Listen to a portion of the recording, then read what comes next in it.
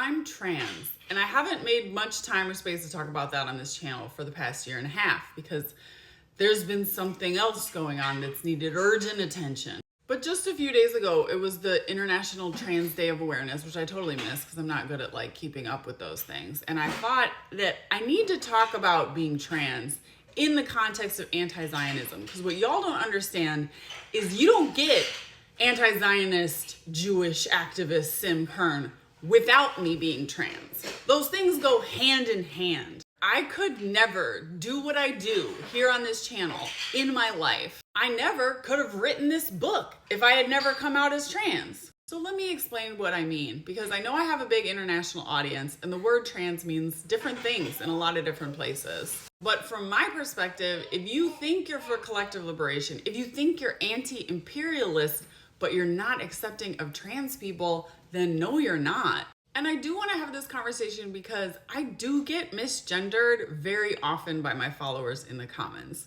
which means y'all use she, her pronouns for me.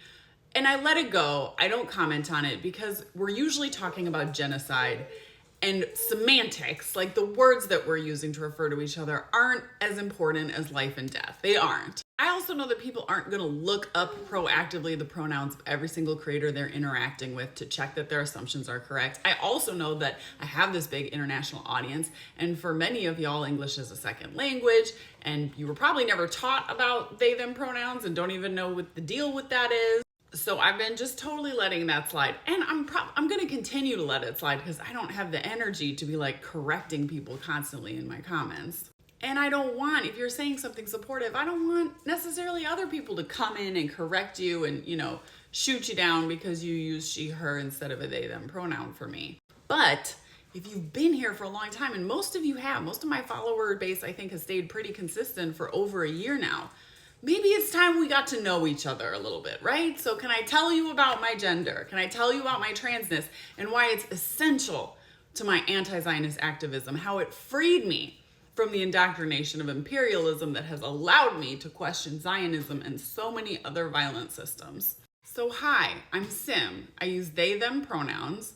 I'm trans, non-binary, agender, which means I don't feel like I have a gender, male or female, or really anything in between. The concept of gender seems bogus to me. I just want to be a person. When I say I'm trans, there's a personal and a political element to my transness. The personal story is I never got along with the gender I was assigned at birth, which was female.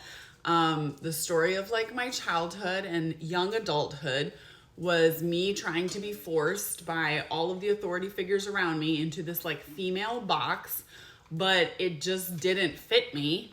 Anytime I like tried to conform to girliness or womanhood and dress the part and act the part, it felt like when you wear a Halloween costume that's silly, that you don't really like, that doesn't fit well, to an event that turns out not to be a costume party. That's how I felt anytime I was like play acting at girlhood. I've pretty much insisted on having this haircut since I first cut off all my hair when I was 5 years old. In second grade, around that age, whenever anybody asked me what I wanted to be when I grew up, I said a boy.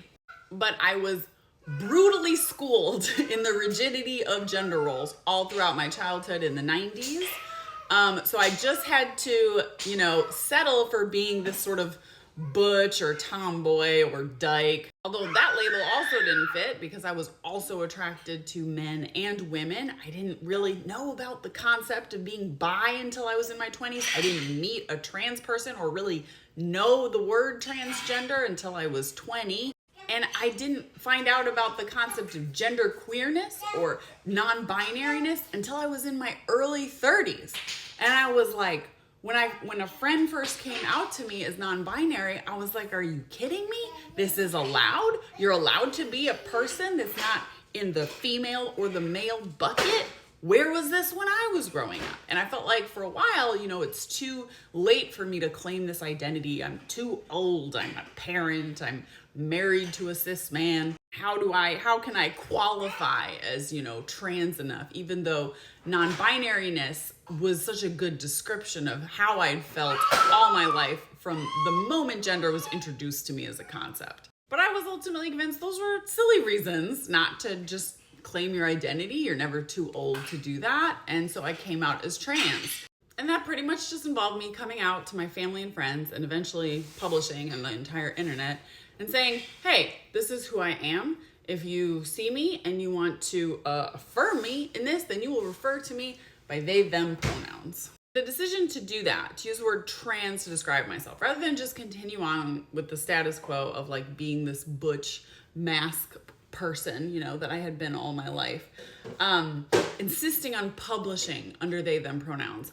That was a political act. And that's part of it is about like throwing my lot in with trans people who can't just hide in a more socially acceptable identity because they're, male to female transgender. They don't pass, as one or the other. I was in a way throwing in my lot with them and saying, let me use my comparative privileges that I have in this society to join your fight. And when I say I'm trans, I'm also rejecting your rigid gender roles, Western civilization, Christian imperialism, patriarchy, all of that.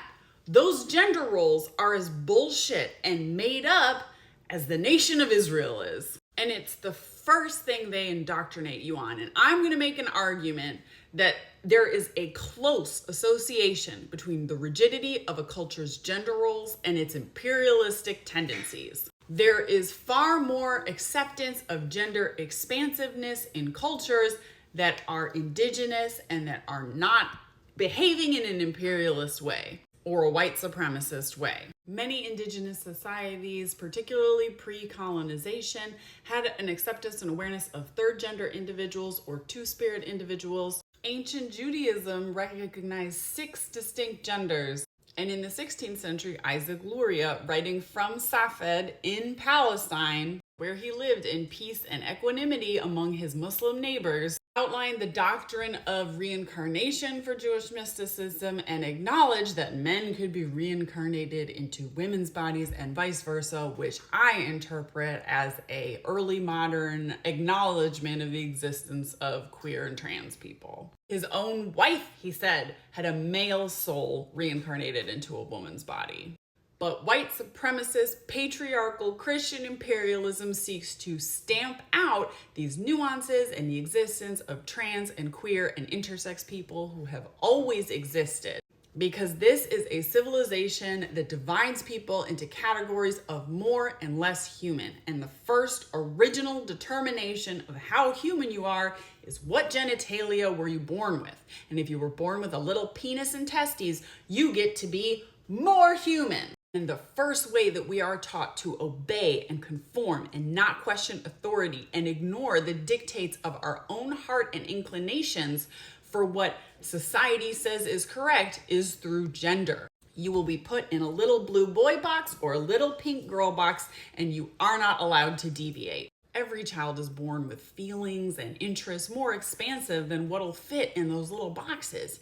But once they learn to cut off those parts of themselves and obey the box, well, then it gets easier to cut off other parts of themselves. Like say the part that feels empathy when they witness genocide. And because it was the first box I was put in, I had to free myself from the gender box before I could free myself from the Zionist box or any of these other forms of Western imperialist mind control. This week, I'm still running a fundraiser, giving away an early signed, personalized to you copy of Genocide Bad. I ship anywhere in the world. To enter, just donate to one of the first 2 campaign links in my bio, as much as you are able, and send a screenshot of your donation receipt to t4gaza@gmail.com. Winners will be chosen Monday. I know that as we get closer to release date, maybe these giveaways are, have a little less power, but I hope you'll still donate and participate. Good faith questions about my gender are welcomed.